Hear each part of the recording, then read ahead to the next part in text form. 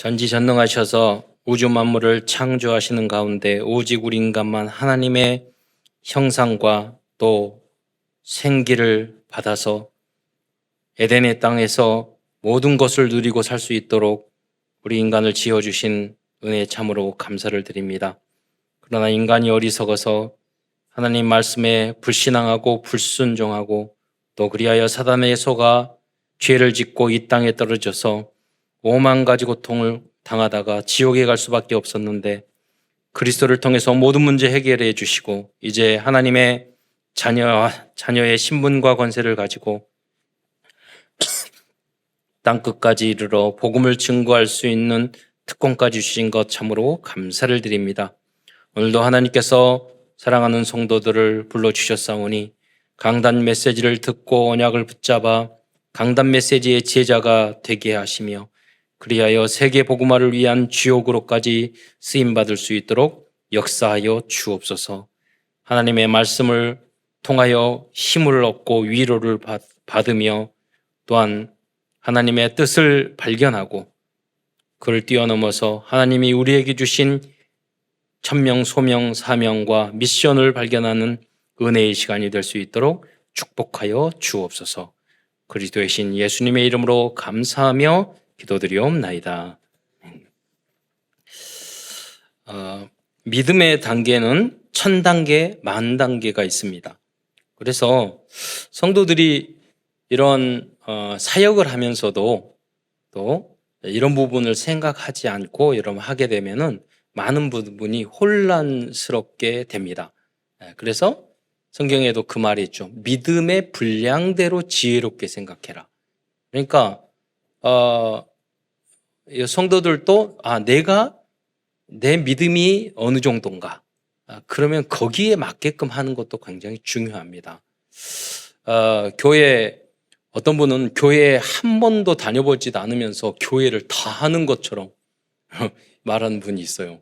보면은 우리가 운동을 하면 그렇잖아요. 여러분이 그 국가대표 선수는 지금 초보인지 아마추어인지 보면 다 알거든요. 금방 다 알아요. 이 영적인 것도 마찬가지예요. 여러분이 몇 마디 하면 여러분의 영적 수준, 믿음의 수준을 다 알 수가 있어요. 어떤 분은 아주 사소한 것에 삐지고 상처 입어가지고 교회 안 나온다, 안 나온다 이런 수준이 있는가 하면 그거보다 더 떨어지는 수준이 있어. 하나님의 존재를 안 믿어. 그러면 하나님의 존재 자체를 안 믿는 수준에서 나중에는 예수님을 믿고 주님을 위해서 복음을 위해서 선교를 하고 인생을 바치고 목숨까지 드리고 자녀까지 드릴 수 있는 수준까지는 1000단계, 10,000단계의 차이가 있는 거예요. 그래서 어떤 분들은 처음에는 왜 응답이 없으면 막 힘들어해. 근데 나중에 가서는 기도하면 하나님이 미리 응답을 다 주셔요. 그 단계가 있어요. 나중에 가서는 성경에 보면 그 말을 했어요. 내가 했는데 하나님의 성경에 보니까 있어. 그러니까 성경에 그 말씀이 있어요. 너의 생각이 나의 생각이라고. 여러분 이제 그 학생도 그렇고 어떤 친척도 있는데 쟤는 우리 친척이 그러더라고요. 쟤는 알아서 다 해서 신경 쓸 게 없대. 다 알아서 공부도 뭐 청소도 다 알아서 한대. 인간이 아니래. 그런 수준이 있는가 하면 어떤 애는 그렇잖아요. 하는 것마다 보면은 알아서 이쁘게 잘해. 그런 수준이 있는가 하면 뭐든지 간섭하고 꾸지람을 들어야 되는 수준이 있단 말이에요. 다 다양하게 있지만 믿음도 영적인 수준도 마찬가지예요. 우리가 영적으로 성장하면 내가 어떤 것을 했는데 하나님이 깜짝 놀라. 그 예수님이 그러잖아요. 이 유대인 중에서 이러한 믿음을 본 적이 없다. 나중에 가서는 하나님이 내가 마음도 먹기 전에 미리 응답을 다 주셔요. 여러분이 그런 단계까지 되시기를 축원드립니다. 그래서 그 과정까지는 뭐냐면 믿음의 선한 싸움을 싸워야 된다는 거예요. 계속해서 그 단계를 겪어가야 돼요. 처음엔 주일날 예배 드리는 것도 힘들잖아요. 그 단계. 예. 나중에 가서는 정말로 기도가 가장 행복한 단계. 무르보로 사는 그리스도인 그 책을 보면은 한 선교사로 인도로 선교사 파송되는 그 친구가 이제 인도 배를 탔어요. 근데 같이 친구였는데 같이 파송돼야 되는데 얘는 면접에서 떨어졌어. 어떤 이유로. 근데 마지막으로 출발한다니까 편지를 준 거예요. 그래서 급하게 편지를 받아서 가면서 편지를 이렇게 읽어보는 거예요. 인도로 배를 타고 가는데. 뭐라고 했냐면 너가 진정 기도의 사람이 되어서 성령 충만한 기도의 사람이 되기를 기도할게. 그러니까 그걸 보고 너무 기분 나빠서 버려버렸어요. 그래서 쭉 썼는데 요지는 그거야. 너가 정말 기도의 사람이 돼. 그런데 선교 현장에서 사역을 하면 할수록 깨달아져. 아, 내가 기도 사람. 선교도 동기였다. 아, 내가 나로 가득 차 있는 거예요. 어떤 문제가 생기면 못 참고. 기도의 사람이 아닌 거야. 그때마다 떠오른 거야. 아, 그래. 내가 정말 기도의 사람이 아니고 성령 충만한 사람이 아니었구나. 그래서 그 친구의 그 편지를 통해서 나중에는 정말로 기도의 사람으로 바뀌었다는 그 내용이 있단 말이에요. 여러분 뭐냐면 선교사로 파송됐는데도 자존심 상해서 중요한 그걸 던져버렸다니까요. 우리가 그래서 끊임없이 영적인 싸움을 싸우면서 우리 성장해야 되는 겁니다. 그게 언약의 여정이에요. 그래서 그게 믿음의 선한 싸움이고요. 그래서 여러분 세상을 살아가면서 고민을 해야 됩니까? 말아야 됩니까? 여러분 사업하시는 분들은 24시간 사업을 어떻게 하면 잘할까 고민해야 돼요. 그게 고민입니까? 당연한 거예요. 그거 안 하면 망하는 거예요. 내가 하고 있는 전문성을 24시간 생각을 해야 돼요. 전도 24시간 생각을 해야 돼요. 계속 생각해야지. 아, 이 정도면 됐어. 그 다음 것을 생각 안 하면 그 사람은 미래가 없어요. 그렇잖아요. 내가 하고 있으면 다음에 뭘 해야 되고 그 다음에 뭘 하고 이 생각하면 여러분 절대 행복할 수가 없는 거예요. 세상을 이길 수 없어요. 물론 그 사람도 하나님이 사랑하셔요. 그러나 세상에는 이길 수 없어요. 고민을 하셔야 돼요. 그게 선한 거예요. 그런데 사람들은 쓸데없는 고민을 해요. 내가 해결되지 않을 거 가지고 막 고민을 하고 이미 결정난 거 가지고 막 고민하고 그리고 인간적인 갈등 아무 쓰잘데없는 고민에 거기에 인생을 건단 말이에요. 그런 걸 고민을 하지 말라는 거예요. 그러나 우리가 전도의 고민, 어떻게 하면 하나님을 향해서 영광 돌리고 믿음의 고민, 어떻게 이 언약을 전달을 할까? 어떻게 복음을 후대에게 전하를 할까? 어떻게 하면 전도를 하고 세계복음을 할까? 어떻게 하면 사업을 100배의 응답을 받아서 세계복음하고 237 나라 살릴 수 있는 사업으로 이걸 키울까? 그 고민을 24시간 365일 해야 될 거 아니에요. 그게 바로 믿음의 선함 싸움인 줄 믿으시기 바랍니다. 행복한 고민이에요. 응답받으면 너무나 하나님 앞에 영광 돌릴 수 있는 거예요. 왜 이 말씀을 했습니까? 오늘 사사기거든요. 이스라엘 민족은 여러분 본문으로 들어가서 여러분 여호사의 인도로 광야 생활을 하다가 가나안 땅에 들어갔지만 여전히 그 안에는 쫓아내지 못한 가나안 족속들이 많이 남아 있었어요. 그 싸움이 남았다니까요. 이에 대한 영적인 의미는 무엇입니까? 그리스도인들이 예수님을 구주로 영접하고 하나님의 자녀가 되었지만 여전히 여러분이 싸워야 할 1000단계, 10,000단계가 남아있다는 거예요. 믿음과 세상 것 마찬가지예요. 그것을 여러분이 즐겁게 싸워야 돼요. 행복하게 도전해야 돼요.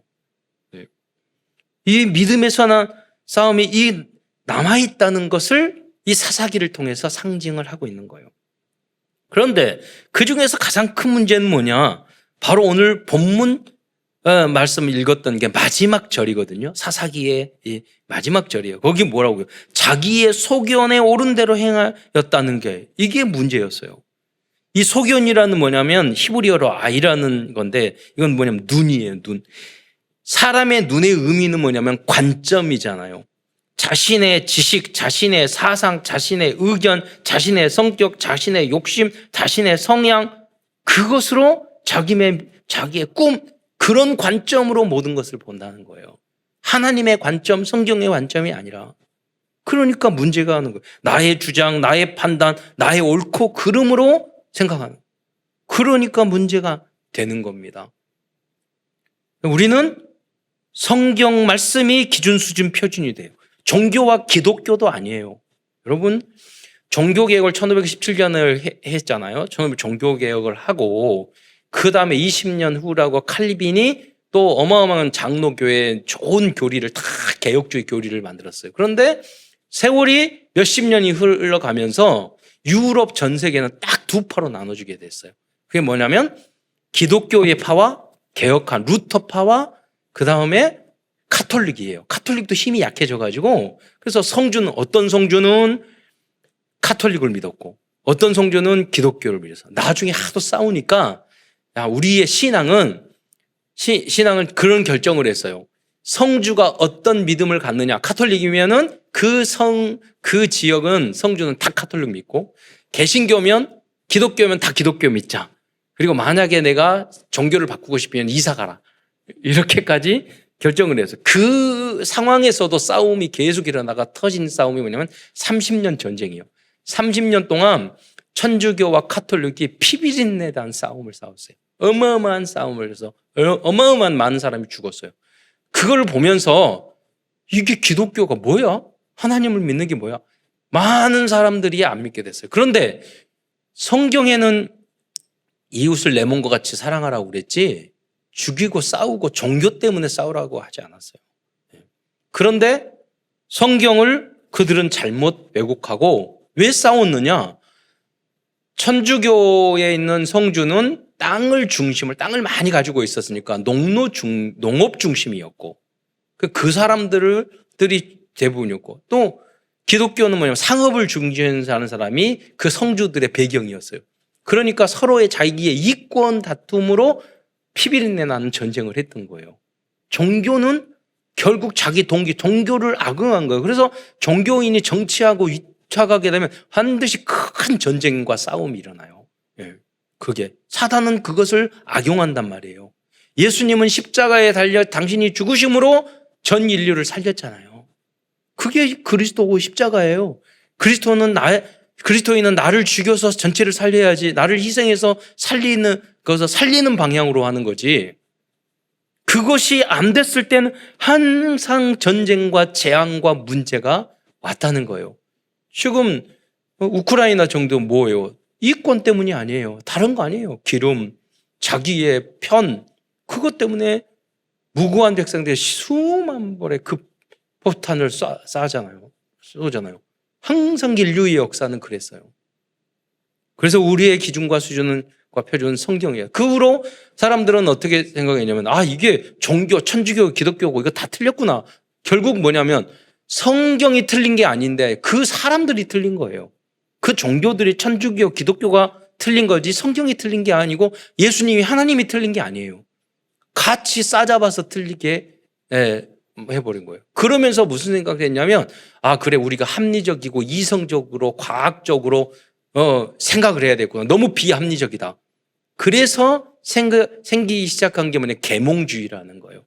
그 계몽주의, 인간의 지식, 인간의 과학, 인간의 철학주의, 민주주의, 인간 중심 그것을 계속 해 나갔던 거예요. 그래서 르네상스도 만들어지고 그래서 현대 산업혁명도 일어났고 다 그랬습니다. 그런데 세월이 인간 지식 중심, 과학 중심 그래서 백과사전 팔았는 게 나왔는데 뭐냐면 모든 것을 하나님 빼버리고 지식의 수준으로 지금 그러니까 우리 학교에서 공부하고 있는 모든 것이 그 하나님을 믿지 않는 사람들 그 기독교인과 천주교인들이 잘못해서 그 사람들이 이성주의로 가면서 만들었던 학문적인 틀 속에서 대학이나 모든 교육을 지금 하고 있단 말이에요. 그러니까 공부를 할수록 하나님 떠나게 돼 있어요. 왜? 그 시스템 자체를 만드는 사람들이 모두 하나님 없는 사람들이었기 때문에 기독교와 성경을 반대한 사람들이 만든 것이기 때문에. 그런데 성경에서 기독교가 잘못했고 종교인들이 잘못했고 천주교가 잘못했지 성경이 틀린 건 아니에요. 그러면서 뭘 꺼내느냐면 코페르니쿠스와 갈릴레오 사상을 성경 그 천주교에서 갈릴레오를 나중에는 지구가 태양을 돈다고 이야기해가지고 죽는 날까지 집에 가택연금을 했잖아요. 천주교에서 틀린 거지 성경에서는 뭐라고 이야기했냐면 지구가 태양을 돌지 않는다고 말한 적이 없어요. 천주교. 성경에 뭐냐 욥기서 26장 7절에 보면 하나님이 공중에 허공에 땅을 다셨다고 말했어요. 성경에는 그렇게 나와 있어요. 그리고 바다를 서클이라고 그랬어요. 둥글다고 그랬어요. 성경에 분명히 나와요. 그러니까 지구가 둥글다고 성경에 분명히 나와 있어요. 그거는 그때 과학적인 수준으로 성경을 몰라서 그렇지 성경이 틀린 게 아니란 말이에요.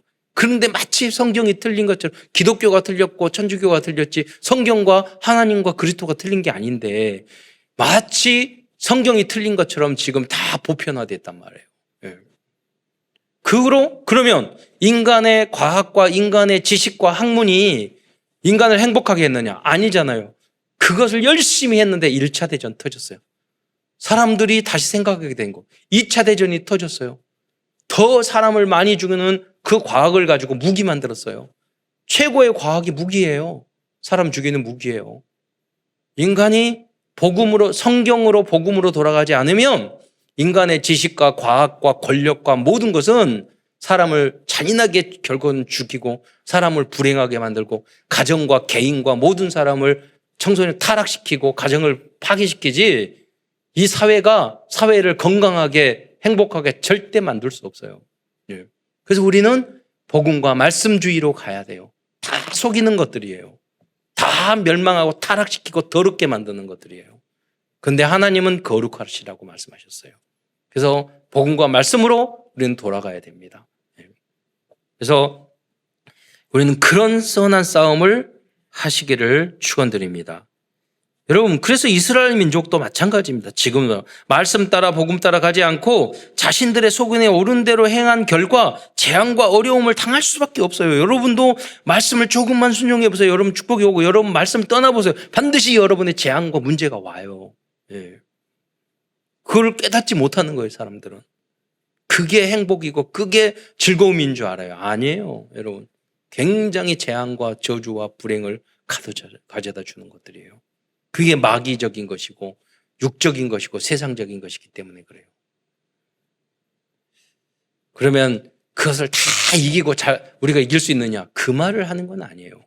그래서 우리는 그만큼 연약한 존재이기 때문에 우리는 끊임없이 복음으로 돌아가야 돼요.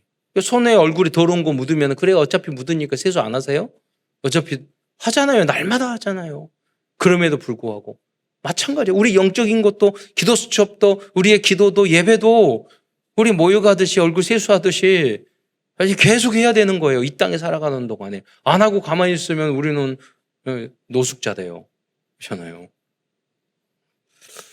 손도 코로나 걸려 계속 닦으라고. 저도 코로나 걸리고 나니까 왜 손을 닦아야 되는지 장갑을 알겠더라고요. 그럼 나 안에 바이러스가 다 있는데 나도 모르게 손이 가는데 어딜 만지는 거야. 그럼 누군가가 그거 만지면은 그거 안 되잖아요. 그래서 항상 이게 계속 닦아야 되겠구나. 걸려보니까 알겠더라니까요. 그 전에는 왜 닦아야 되지? 왜 또 찍고 해야 되지? 엘리베이터 타면서 그거 해놨으면은 걸리고 나니까 자주 해. 누가 만졌을지 모르니까. 나도. 우린 사소한 그런 것도 마찬가지예요. 영적인 거, 세상적인 거, 우리 친구들, 여러분 랩런트들이 누구 만나가지고 더러운 친구들을 만나가지고 더러운 게 확 들어오면 여러분이 병 들어버려요. 예. 그러니까 항상 복음으로 말씀으로 24시간 씻어내야 돼요. 예. 그래야지만이 거기 오염되지 않는다니까요. 다 죄악이고 다 악이에요. 현재 한 발 나가보세요. 그걸 잊지 말아야 돼요. 그러면 세상과 멀리 살아. 그 말이 아니잖아요. 그렇기 때문에 그들을 건져내야 된다는 거예요. 그 선한 싸움을 우리는 싸워야 된다는 거예요. 나부터 씻어야 된다는 거예요. 항상. 네. 그리고 복음을 누리고 말씀 중심으로 항상 기도해야 된다는 거예요. 조금만 우리가 약하면 우리는 감염되기 때문에 그래요. 유대인들은 이러한 어려움을 당했을 때 그런데 하나님께 도움을 요청했어요. 하나님께서는 그때마다 사사를 보내주셨어요. 도움의 손길을. 그래서 여러분이 어떤 문제가 왔을 때 하나님 나를 도와주세요. 이것만 해도 돼요. 네. 그럼 하나님이 다 알아주세요. 근데 엘리트일수록 그걸 안 해요. 그러니까 예배도 안 드리고 그래요. 차라리 여러 문제 왔을 때 왜 하나님 왜 그럽니까? 막 이렇게 불만 불평이 훨씬 나아요. 그렇잖아요. 오히려 저 사람들이 울고 하나님 왜 그럽니까? 막 고민하는데 잘 참아. 그게 걱정이야. 그 사람은 지옥 가잖아요. 잘 참다가 훌륭했는데. 그래서 여러분은 나의 그런 문제가 왔을 때 하나님 앞에 빨리 나를 도와주세요. 그거를 빨리빨리 할 수 있어야 돼요. 그때 하나님은 도움의 손길, 사사를 보내주셨어요. 그래서 그리스도인들은 이제 먼저 말했지만 나의 의견, 나의 주장, 나의 생각을 버리고 강단 말씀에 이유 있는 순종과 복종을 할 수 있어야 돼요. 여러분 하나님 말씀을 여기서 전하는 하나님의 말씀인데 이 하나님의 말씀을 진리로 붙잡지 않는데 여러분이 변화될 수 있겠어요? 절대 변화될 수 없는 거예요. 그러니까 강단 메시지를 나에게 주신, 여러분은 초신자도 있고 오래 믿는 사람들도 있어요. 그럼 거기에 맞게끔 믿음의 분량대로 나에게 주신 메시지를 붙잡으면 돼요.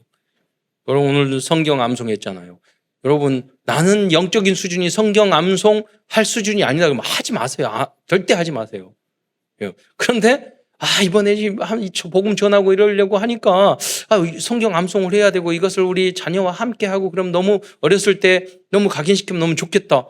너무 소중함을 알면 하면 되는 거예요. 했다고 너무 당연한 거예요. 그러니까 여러분의 믿음의 분량대로 해야 될 사람을 안 해도 안 되고 안 해야 될 안 할 필요도 없고.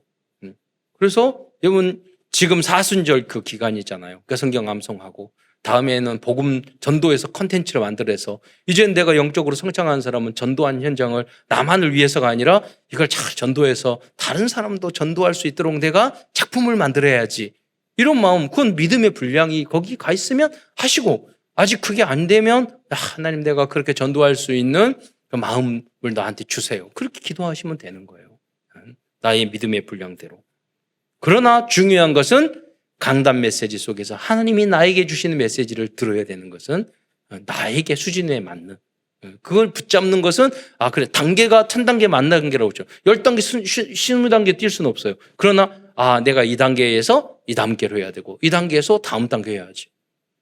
제가 고아원에 그 우리 어머니가 원장님이셔서 거기에 말씀 전하고 그랬는데 거기 그 선생님 한 분이 전혀 불신자인데 이렇게 방에 우연히 이렇게 방을 도는데 그 선생님 방에 문이 열렸는데 딱 봤더니 이 CD로 된 찬송가가 꽉 있는 거예요.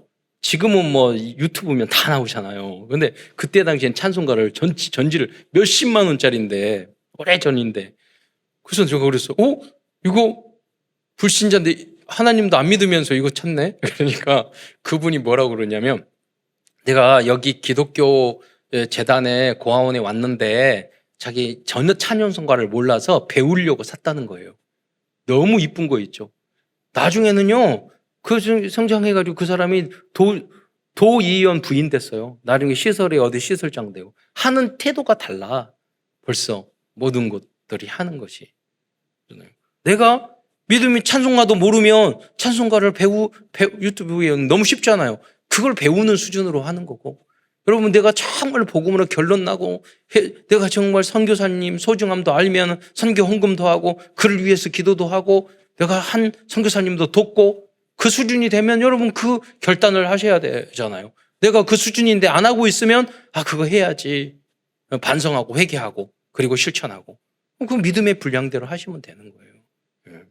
어떤 분들은 헌당해야 되는데 우리 장로님 빨리 해야했으면 좋겠다 막 하는데 여러분 1,000원짜리 헌금도 하기 주일날 겨우 교회 오기도 힘든데 무슨 헌당 헌금해요. 그 사람 절대 하지 마세요. 주일날 예배나 잘 그리고 안 해도 된다니까요. 그 감동이 됐을 때 하면 되는 거예요. 그러나 내가 정말로 헌당 헌금하고 정말로 이게 헌신하고 싶고 다른 교회도 지어야 되고 하는 사람은 계속 기도해서 응답 받으셔야 돼요. 그리고 내가 가장 헌당 헌금 많이 하고 나를 통해서 내가 헌당할 수 있도록 해주세요. 그 기도를 날마다 여러분 하셔야 돼요. 왜? 여러분의 믿음의 분량은 그 수준이니까.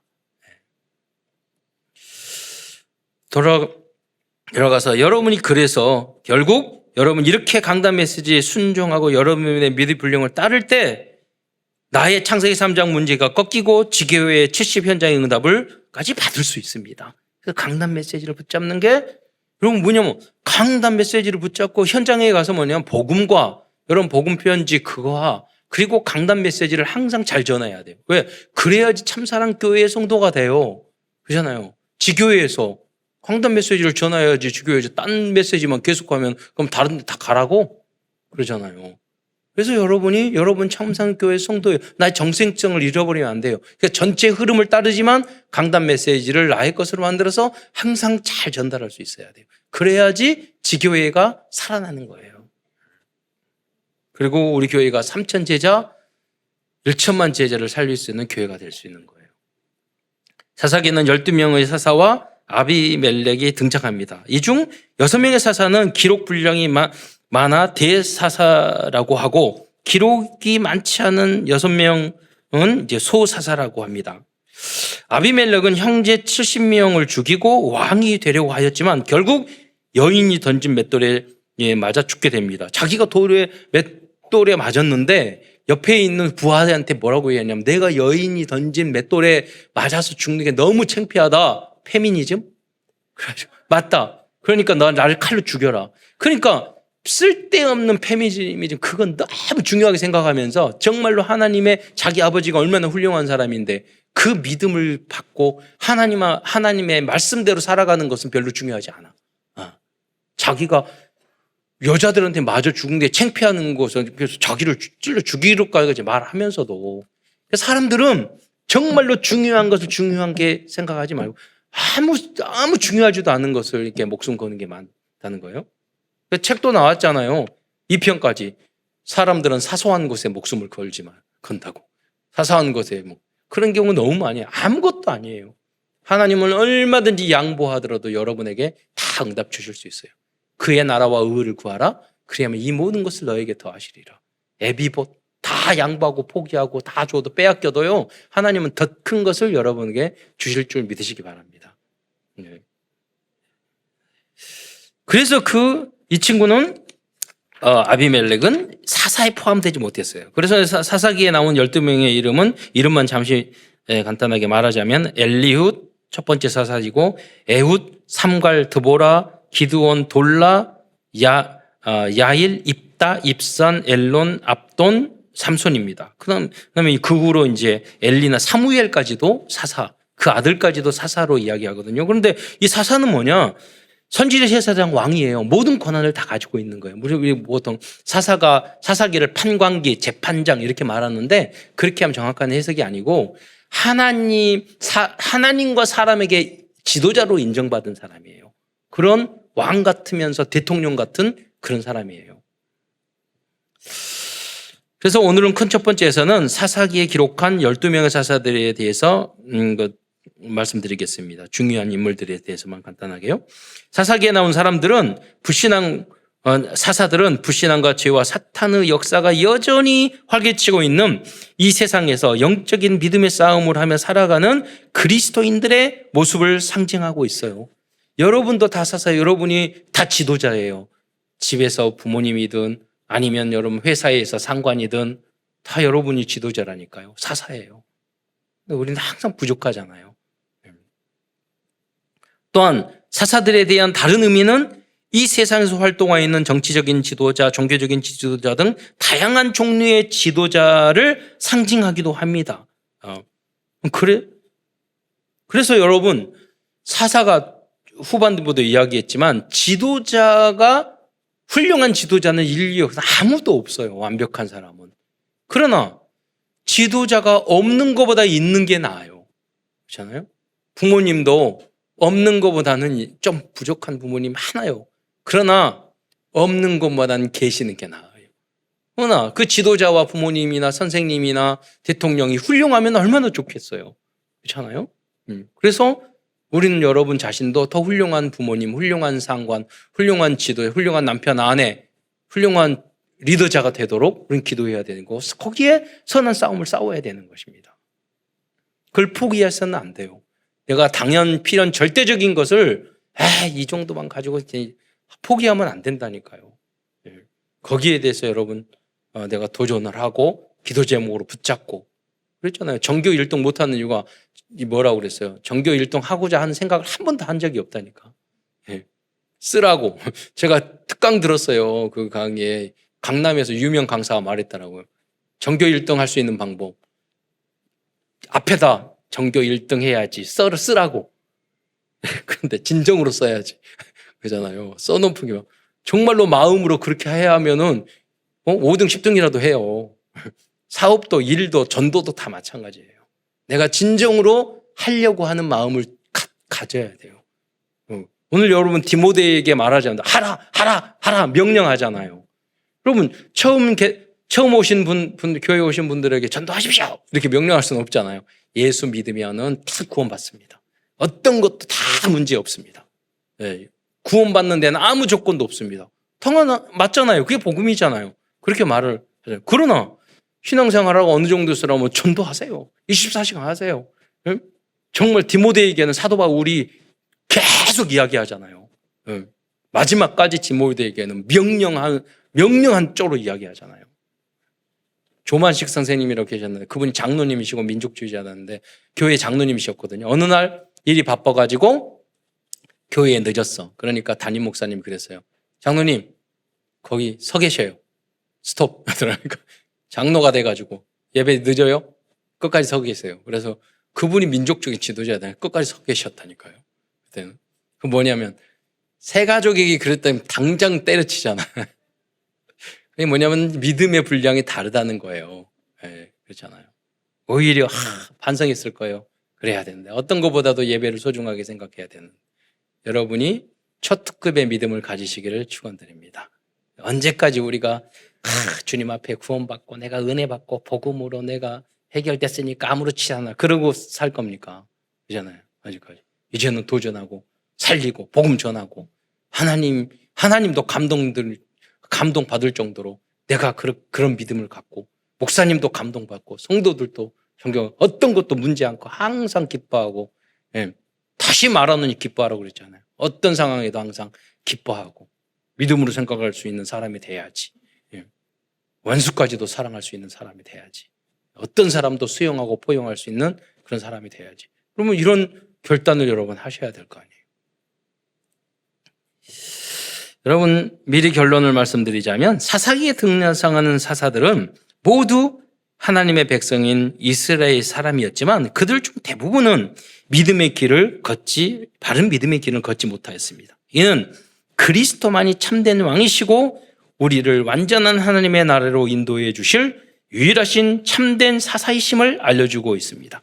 그 어떤 사람도 우리를 만족할 수 있는 참된 지도자는 있을 수 없다는 것을 알아야겠습니다. 여러분 대통령 바뀌면 훨씬 나아질 것 같아요? 누가 되고? 그렇잖아요. 많은 20대까지 왔지만은 아니에요. 한계가 있어요. 누가 되더라도. 우리는 항상 기도해 지도자들을 위해서 그래서 기도해 주고 그분들이 바른 생각과 판단을 할 수 있어야지 우리들이 다 성경에 나와서 평화롭게 살고 푸틴같이 막 잘못 생각해가지고 정사, 권제, 세상 질서 그냥 악령위에서 막 사람을 죽이고 그렇게 되면 전체 백성이 얼마나 불행해집니까? 그것을 막을 수 있는 기도를 여러분이 하시기를 축원드립니다.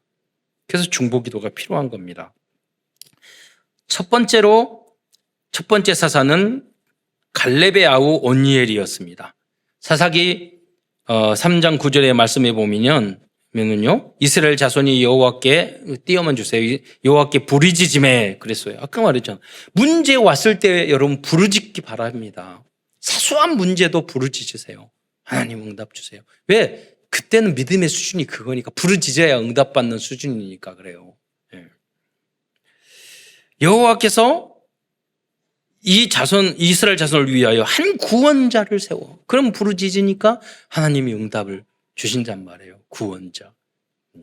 그들을 구원하게 하시니 그는 곧 갈렙의 아우였어요. 여러분 그러니까 이 온니엘 첫 번째 사사 온니엘은 누구냐면 여호사 갈렙 있잖아요. 그 갈렙의 아우였어요.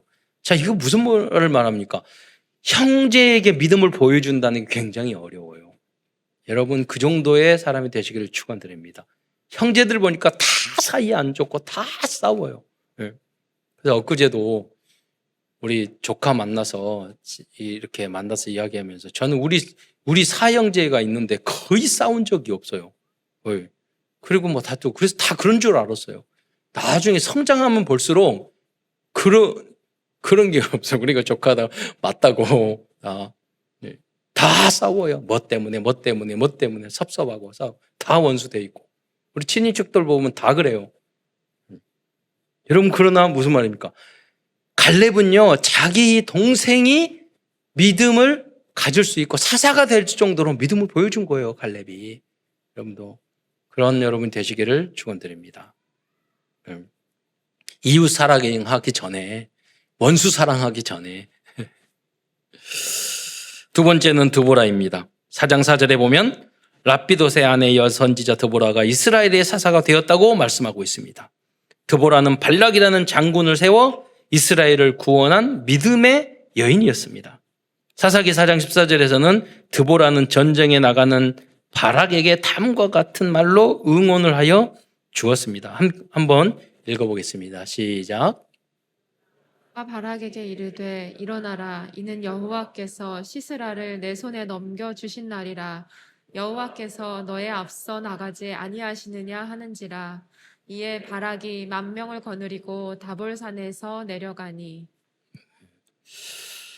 여러분, 이 드보라는 자기가 지도자였는데 그 바락이라는 그 장군에게 힘과 용기를 줘서 전쟁에 나서 이기게 조용하게 뒤에서 밀어서 그런 지혜로운 여인이었어요. 그래서 드보라는 40년 동안 이스라엘을 다스린 여선지자였지만, 그러나 이 여자였지만 가장 모범적으로 사사의 역할을 한 여제자이며 전도자였습니다. 그러나 여러분, 드보라가 사망하자 이스라엘 민족은 또 하나님을 멀리하였습니다. 여러분, 부모님이 아무리 훌륭한 부모님이고 형제가 아무리 훌륭하더라도, 지도자가 아무리 훌륭하도 그 사람은 영생하지 않잖아요. 그분이 또 죽으시면 또 문제가 생길 수 있단 말이에요. 그래서 여러분의 자녀들의 주인도 그리스도, 영원하신 분이니까 나라와 민족의 주인도 그리스도가 될 수 있도록 기도하시기 바랍니다. 세 번째로 6장부터 8장은 사사 기드온에 대하여 기록되어 있습니다. 하나님은 기드온을 불러 사사로 세우시고 기드온이 사사로 있는 40년간은 이스라엘 땅에 태평하였다고 말하고 있습니다. 사사기 8장 28절을 다시 한번 읽겠습니다. 시작. 미디안이 이스라엘 자손 앞에 복종하여 다시는 그 머리를 들지 못하였으므로 기드온이 사는 40년 동안 그 땅이 평온하였더라. 여러분, 그러나 기드온도 훌륭했지만 항상 무엇인가 확인해야 믿는 사람이었어요. 의심이 많은 사람이었어요. 도마처럼. 그래서 너를 통해서 이스라엘 민족을 구원하리라 이렇게 말씀하시니까 양털을 갖다가 주변에는 새벽에 이슬이 하나도 없고 양털만 이슬이 있으면 내가 믿겠습니다. 그러니까 그렇게 해 주셨어요. 얼마나 물이 꽉 짜니까 많이 나왔어. 나중에는 뭐냐, 반대로 그 다음 날은 양털에는 그 이슬이 하나도 없고 주변만 이슬이 있게 해주세요. 마당 뜰에만 이렇게 또 그렇게 해주셨어요. 여러분, 저는 저기 기드온이 대단하구나, 그 능력이 대단하구나, 어떻게 그렇게 할 수 있을까 했더니 기드온이 대단한 게 아니라 하나님이 대단하신 거지. 의심이 많았던 거예요, 사실은. 그리고 그 증거가 뭐냐, 기드온은 많은 아내를 두었어요. 능력도 좋아요. 낳은 아들이 70명이나 돼요. 부인들도 첩도 많았어요. 그 중에서, 그런데 그 중에서 가장 악한 지도자인 아까 말한 아비멜렉이 기드온의 첩의 자녀였어요. 그러니까 이 아비멜렉이 나중에 어떻게 했습니까? 이 70명의 그 사람들을 다 불러다가 기드온의 자기 형제를 다 죽였어요. 무엇입니까? 여기서 우리가 언약을 붙잡아야 언약이 있잖아. 나의 영적인 상태가 이러니까 그 재앙과 문제가 후대들기까지 오잖아요. 또한 기드온은 300용사 이야기로 유명합니다. 이 부분 후반부에 다시 말씀드리겠고요. 네 번째 대표적인 사사는 삼손입니다. 13장부터 16장까지는 힘이 센 것으로 유명한 사사 삼손에 대한 이야기 나오고 있습니다. 그러니까 이 사사기에 나오는 마지막 사사가 이제 삼손이죠. 삼손은 하나님의 은혜로 엄청난 힘을 가진 사람이었습니다. 그러나 여자에게 이 사람도 똑같이 약했습니다. 그는 결국 양론을 뽑히고 불행한 죽음을 맞이하였습니다. 사람들이 다 약한 부분이 있다니까요. 술, 여자, 도박, 돈, 혈기, 고집, 심지어 나의 지식, 권력, 여러 가지로 나의 약한 부분이 있어요. 사단은 항상 그 부분으로 틈타는 거죠. 마지막 순간 블레셋 족속의 다곤 신전을 무너뜨리고 수많은 사람들과 함께 사망하였습니다. 그래서 여러분 삼손 이야기는 많이 들었지만 성경의 내용을 우리가 자주는 보지 않으니까 성경에 기록된 이제 마지막 순간에 대해서 삼손에 한번 같이 교독하겠습니다. 사사기 16장 29절로 31절 다시 함께 읽겠습니다. 시작. 삼손이 집을 버틴 두 기둥 가운데 하나는 왼손으로 하나는 오른손으로 껴 의지하고 삼손이 이르되 블레셋 사람과 함께 죽기를 원하노라 하고 힘을 다하여 몸을 굽힘에 그 집이 곧 무너져 그 안에 있는 모든 방백들과 온 백성에게 덮이니 삼손이 죽을 때에 죽인 자가 살았을 때에 죽인 자보다 더욱 많았더라. 그의 형제와 아버지의 온 집이 다 내려가서 그의 시체를 가지고 올라가서 소라와 에스다올 사이 그의 아버지 마노아의 장지에 장사하니라. 삼손이 이스라엘의 사사로 20년 동안 지냈더라. 삼손은요 나실인으로 있었잖아요. 그래서 삼손이 머리를 길었잖아요. 머리를 길면 힘 세진다. 그래서 머리를 기는 사람이 있는데 그게 아니라 헤어스타일이 예수님하고 똑같아요. 예수님도 머리 기셨잖아요. 그러니까 그리스도를 그런 것조차도 성경은 다 그리스도를 상징하는 거예요. 힘이 뭡니까? 참된 힘을 가지라는 거예요. 근력이 아니라. 다 무너뜨려 죽이는 근력이 아니라.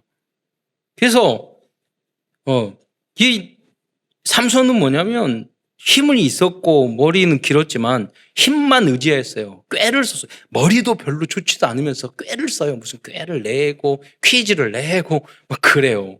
머리도 좋지도 않으면서 눈치도 없으면서 자기를 죽이려고 그 여자가 몇 번 했는데도 그 비밀을 머리 자르는 비밀을 알아내려고 했는데도 한 번 속고 눈치채야 될 거 아니에요. 처음에는 거짓말을 했어.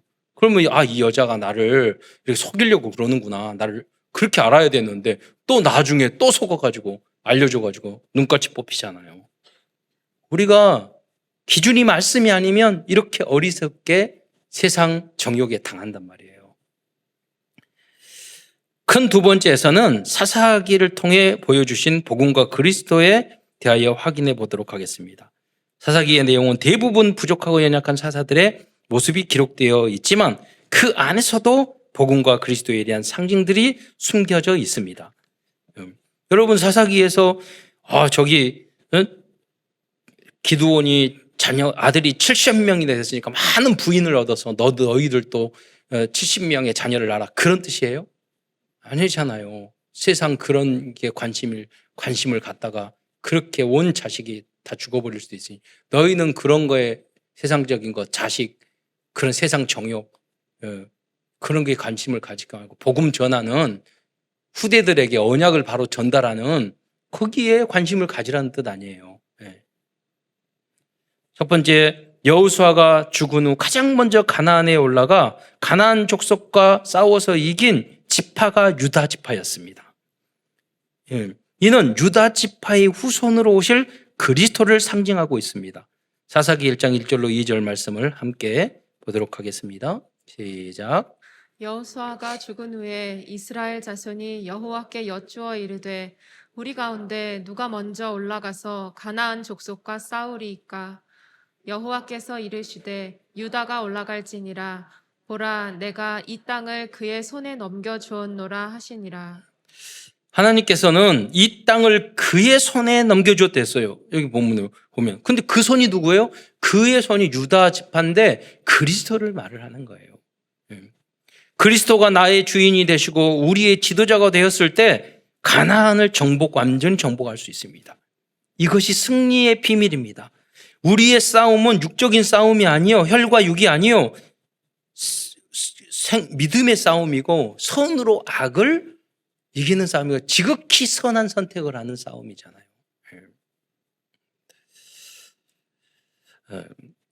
그래서 그 싸움에서 승리하라는 거예요. 두 번째, 하나님께서 가나안을 가나안에 이방 족속을 남겨주신 것도 하나님의 사랑이고 복음이라는 것을 알아야 하겠습니다. 사사기 3장 1절로 4절의 말씀을 한번 보겠습니다. 시작. 여호와께서 가나안의 모든 전쟁들을 알지 못한 이스라엘을 시험하려 하시며 이스라엘 자손의 세대 중에 아직 전쟁을 알지 못하는 자들에게 그것을 가르쳐 알게 하려 하사 남겨두신 이방 민족들은 블레셋의 5 군주들과 모든 가나안 족속과 시돈 족속과 바알 헤르몬 산에서부터 하맛 입구까지 레바논 산에 거주하는 히위 족속이라. 남겨두신 이 이방 민족들로 이스라엘을 시험하사 여호와께서 모세를 통하여 그들의 조상들에게 이르신 명령들을 순종하는지 알고자 하셨더라. 지금 우리들의 삶 속에 남겨진 많은 문제가 있습니다. 그 예수 믿는 사람도 마찬가지라니까요. 그러나 여러분 아셔야 돼요. 그 문제 속에는 하나님의 큰 계획이 있고 하나님이 일부러 여러분을 시험하기 위해서 남겨주신 건 줄 믿으시기 바랍니다. 즉 하나님이 시험거리를 주신 것도 그건 뭐냐? 하나님이 우리에게 관심이 있다는 표현이라는 것입니다. 그러나 우리는 가능하면 그 시험에서 좋은 점수를 받고 믿음으로 합격을 해야 되겠죠. 다 요셉도 그랬고 아브라함도 시험거리 줬다니까 너 이삭을 번제로 바치라고. 심지어 사도 바울도 다 매를 맞고 감옥에 갇히고 그게 다 시험거리 아닙니까? 하나님 복음을 전하려는데 나에게 이렇게 어려움을 주세요. 매를 40대 맞으면 죽어버릴 매를 몇 번씩 맞고. 왜 그랬습니까? 주님만 의지하라고. 하나님만 사도 바울도 그렇게 고백하잖아요.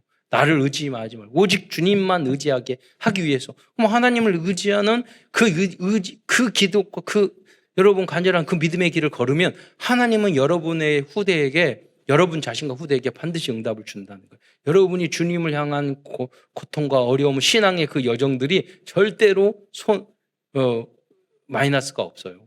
우리 교회를 통해서, 후대를 통해서, 심지어는 여러분이 기도하면 이 나라와 민족을 위해서.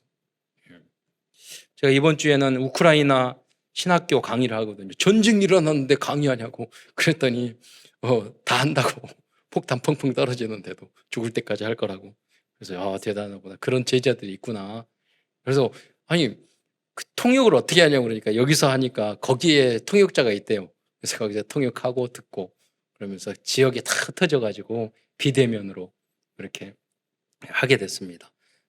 그들이 살면 전체가 살 줄 믿습니다. 네. 세 번째로 그러나 하나님은 우리에게 시험거리만 주는 것이 아닙니다. 이스라엘 백성들은 기회만 있으면 하나님을 떠나고 죄를 짓고 사단의 길을 따랐지만 하나님께서는 포기하지 않으시고 계속해서 사사들을 보내주셨습니다. 이것이 하나님의 사랑이요 은혜이고 복음입니다. 여러분 재수 없어서 전도 다 하는 게 아니에요. 지난번 말씀했잖아요. 제 친구도 저 중학교 때인가 그 전도를 했어요. 친구가 교회 다니고 예수 믿자 그랬더니 자기는 재수가 없어서 초등학교 때부터 짝이 다 교회 가다고 자기를 전도한다고. 근데 말했어요.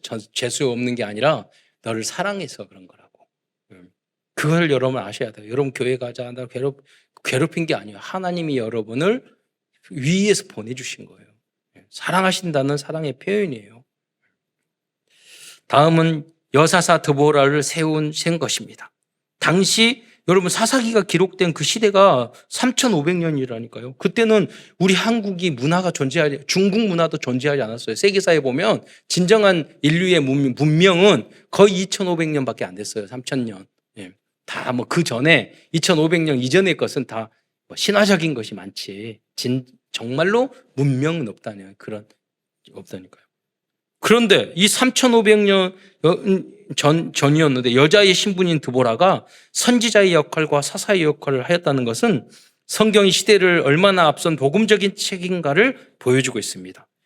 여자 렘넌트 중에서도 드보라와 같은 리더자가 나와야 하겠습니다. 이것이 우리들에게 주신 하나님의 중요한 미션 중에 하나입니다. 다섯 번째로 다음은 사사들의 중요성입니다. 대부분의 사사들은 부족한 부분이 많았지만 사사가 있는 동안에는 승리하였고 평화로운 삶을 유지할 수 있었습니다. 그래서 복음 있는 교사와 여러분 다락방 지교의 사역자들과 전도자들과 목회자들이 중요한 것입니다. 왜냐하면 그분들이 존재하고 있는 것만으로도 흑암은 꺾이기 때문입니다. 그래서 목회와 전담할 수 있는 사람이 있어야 되는 거예요. 여러분이 그냥 할 것 같지만 평신도를 하면 절대로 지속할 수가 없어요. 그래서 아무리 부족해도 전담하는 목회자가 있어야 되는 거예요. 또 여러분 주변에는 여러분의 신앙을 돕는 그런 다락방 사역자, 그분들이 있는 거하고 없는 거하고는 여러분 큰 차이가 있어요. 여러분을 믿음으로 자꾸 괴롭히는 사람이 있어야 돼요, 여러분. 하나님이 사랑한다는 증거예요. 그리고 그분들을 소중하게 생각하셔야 돼요. 내가 사는 길이에요. 그분들을 끊어버리면 여러분은 영혼은 죽는 거예요. 여러분. 그래서 복음 가진 모든 교육자들과 중직자들과 렘넌트들이 70인 지교회와 그래서 70현장을 열어서 복음의 빛을 발해야 하겠습니다. 여러분 어두울수록 정전이 되면 다 꺼지면 작은 촛불도 굉장히 도움이 된다고요. 어두운 현장일수록 난 부족해, 나는 믿음이 약해 그러지만 여러분이 작은 촛불 거기서 답을 주고 말씀으로 답을 주면 전체를 리드하고 살리는 길이 된다니까요. 여러분 가정 안에서 직장과 학교 현장에서 그런 역할을 담당하시기를 축원드리겠습니다. 다음으로 기도원의 300용사를 통하여 우리에게 주시는 복음적인 메시지를 발견해야 하겠습니다. 단지 기도원의 300용사만으로도 승리할 수 있습니다. 수만 명의 군대가 있었는데 300용사만. 그런데 기도원의 300용사에 대해서는 여러 가지 해석이 있습니다. 그건 무슨 말입니까? 기도원의 300용사는 그 중에 뭐냐면 굉장히 뭐랄까 겁이 많은 사람이다.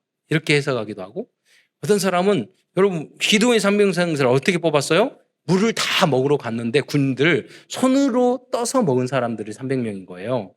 그러면 뭐냐면 전쟁이 일어났는데 머리를 막 받고 먹으면 주의력이 없는 거잖아요. 쏴버릴 수도 있는 거고 적군이 볼 수도 있는 거고. 그래서 주변 살피고 먹었기 때문에 그 사람들은 주의력 있는 사람이라고. 어쨌든 해석은 다양하지만 그러나 그게 핵심은 아니에요. 더 중요한 핵심적은 숫자가 문제가 아니라는 거예요. 라는 그런 영적인 메시지입니다. 하나님을 믿는 믿음이 가장 중요하다는 것을 알려주고 있는 것입니다. 인원수, 군사력, 힘, 여러분 우크라이나 다 질 줄 알았잖아요. 당연히 쉽게 이길 줄 알았다고 다 평가를 하더라고요.